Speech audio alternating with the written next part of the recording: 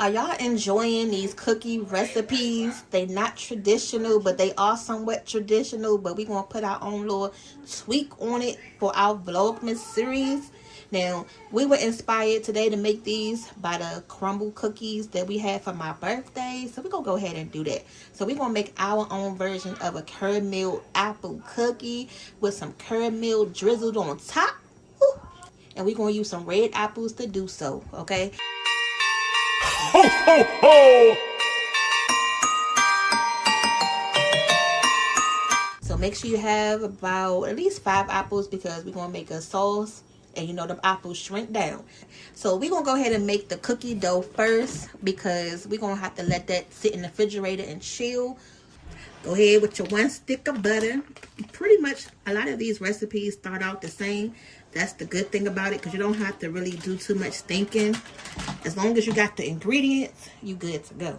Now for this one, we're going to go ahead and blend the butter and the sugar together first. So let's get that together.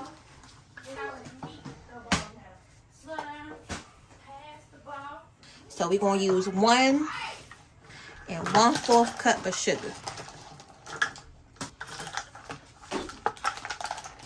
This little sugar container has been coming in handy because I don't have to worry about the bag and making a mess and dropping sugar all over the place. I pretty much just been taking this top off, get what I need, and then put the top right back on it. And then it's refillable, so when I get the bag, I just put more in here, and I like this better. So you already know, you're going to go in slow so you won't make a mess.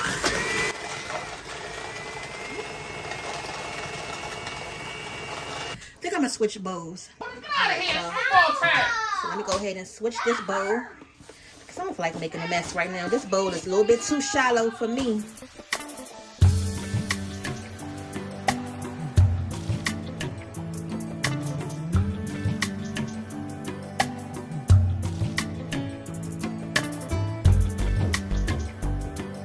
And then we're going to go ahead and add 1 egg. Alright, so we're still working with this same vanilla. It's almost gone. We need 2 teaspoons of this.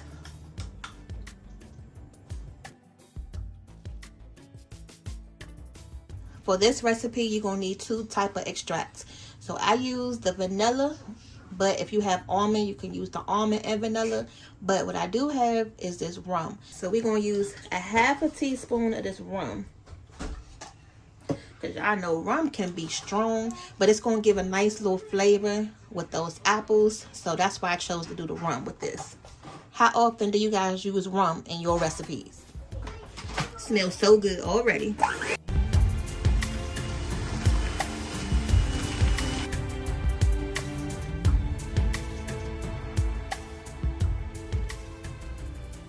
I know. So we need 2 1/2 cups of flour. This is the first one. Now, the one thing I notice about these measuring cups is when you do like flour, you still have to pack it down because it be a lot of air in there. And I be having to adjust the amount of flour sometimes because it's really not enough. So like they say, unless you're really using like a food scale, you're really not going to really know for sure if this is a cup or not. And then we got a 1/2 cup of flour. Okay, so now we're going to use a 1/2 teaspoon of baking soda. And a 1/2 teaspoon of baking powder. And can you guess what the last ingredient is going to be? Y'all know. It's real small and white and real fine. Go ahead and comment down below. That's right. If you guessed the salt, you're right. 1/4 teaspoon of salt. Let's go ahead and get ready to whip it up, y'all. I'm surprised I'm not using the food processor tonight. I wanted to show you guys both ways of using the hand blender or the food processor. So let me know which way you like it best.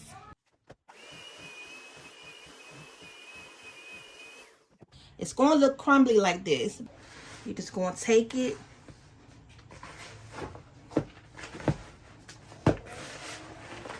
and form a bowl. And you're going to smush it down as you're rolling it into the bowl. So that way you're trying to get all of the crumbs out of the bowl. kind of like you kneading bread a little bit. Y'all ever made fresh bread where you gotta knead the bread or the rolls? That's the same thing until you get everything, you know, off of it. There go our bowl. So now what we're gonna do is you can sit this in the refrigerator for about 2 hours. That way we can just let it go ahead and get nice and firm, and that way they won't bake too fast in the oven. So if you have some plastic wrap, just put some plastic wrap around this or put it into a bowl. Y'all, I can't stop smelling this batter. It smells so good with this rum in it already, and they haven't even baked in the oven yet. Cake batter. So we got the cookie batter in the refrigerator, and then now we're gonna go ahead and just start peeling these apples and getting them, you know, cut up and diced up. Hopefully I know how to make like fried apples. That's pretty much what we're doing. Just making an apple topping that's gonna go on top of these cookies, and we want to let this sit so it can, you know, set up. These apples are gonna be, these cookies are gonna be good.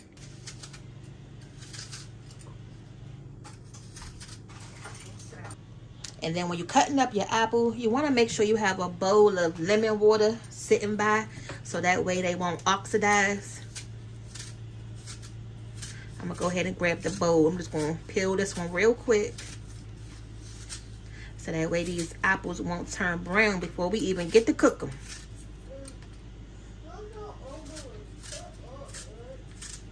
And this is perfect, especially if your apples are starting to be soft and you don't know what to do with them.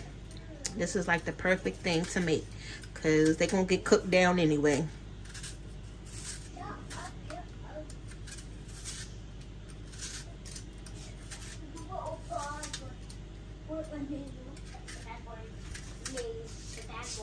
Alright, so let's go ahead and get our water. So I got all the apples cut up. They just sitting in the lemon juice. You see they still look nice and bright. Okay, and then now we're going to go ahead and cut it. So I always like to cut it down the middle. Just cut the ends off, because we're going to dice these up, because you're making a sauce to go on top of the cookie. So you want it to be nice and bite-sized. Alright, so then you're going to cut it in half. Cut it again. And then the seed part, you're going to cut that off as well. Just hold your knife on a diagonal and just cut it off. See that? It just comes right off. And then you just left with the apple. From there, you just going to just chop it and set it to the side. Look, you don't want to have no seeds in here, okay?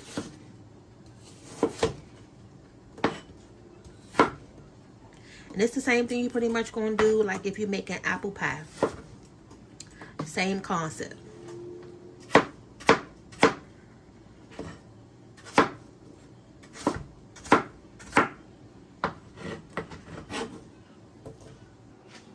So we got the apples cut up and the cores out. These are all the little scrap pieces right here. This is what the apples look like. It's still in the lemon water. We're going to go ahead and rinse all this off. And then we're going to go ahead and get them in the sauce. So here's some salted butter. It's probably a little bit less than a half a stick. Go ahead and let that melt a little bit. And I don't want to make these apples too sweet, because we still got the cookie that's going to be sweet. And we're going to have the caramel sauce that's going to go on top. That's going to be sweet too.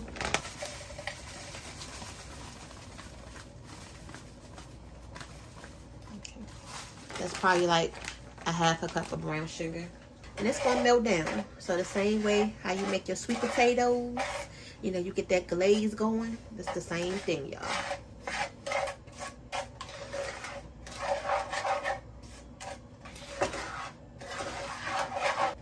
Alright, so now you're going to go ahead and add your apples.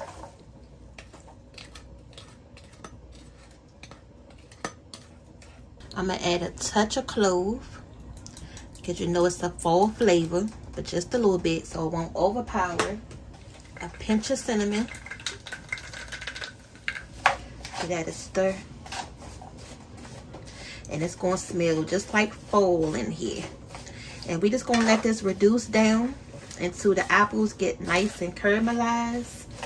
And these going to be done.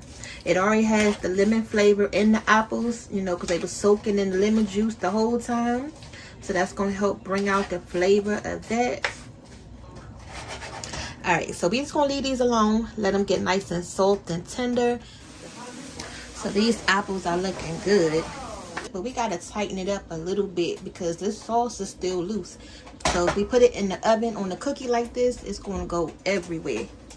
I just got a drop left of this cornstarch. Go ahead and add it right in here. And then to that, I'm just going to add a drop of milk. You got to make a slurry. So that way your apples get nice and thick in your sauce. And then try to use cornstarch instead of flour so it won't take away from the flavor. And you don't have to cook your apples too long because you still want to put them in the oven. So you don't want it to be like applesauce while it's still in your pan. You still want it to have a little bit of bite to it. Alright, so here go the apple mixture. We're just going to let this just sit to the side and chill out. When I tell you these cloves smells so good, the smell of this right now is a natural stress reliever. If y'all feeling stressed or got a headache or just something, just go ahead and smell some cloves. I'm guaranteeing you it's going to relax you. Try that.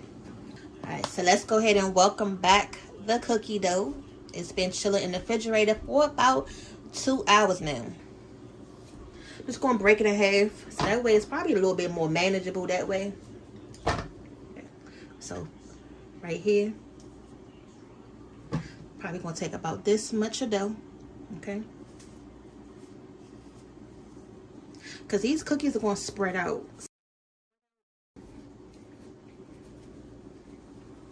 Lightly roll your dough. And it's going to help it so that way it won't get stuck to your fingers and give it a little crunch when it come out the oven.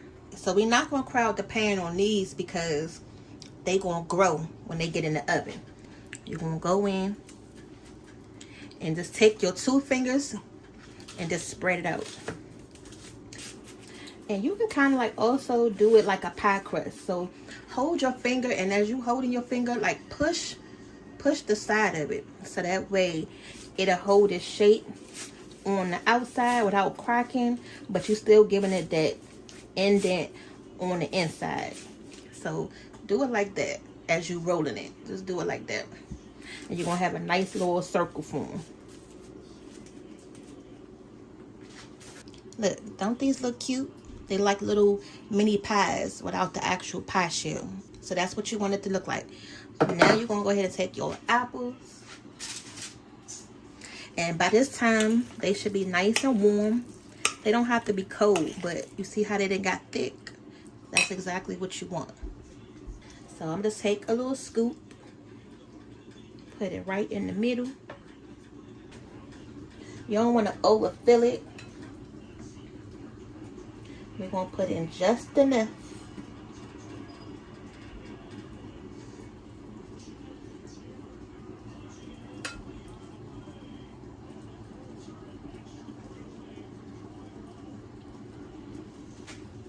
I swear I feel like we're making mini apple pies instead of apple cookies. Because you got the shell that we added in the pie filling. Look, this is a new little creation, huh, y'all? Okay. And you see how everything is spaced out. They got its own little section. So we're going to go ahead and drizzle with some hot caramel sauce. So we warm the sauce up. There you go. That's better. And we cook these for about 15 minutes on 350. And there you go. Our caramel apple. What am I trying to say? Our caramel apple cookie. Look, we done already took a bite. I know, right? That's good. Alright, so we still got one more batch to make. We're going to go ahead and do that. And then we'll see y'all back for tomorrow. See you later. Bye.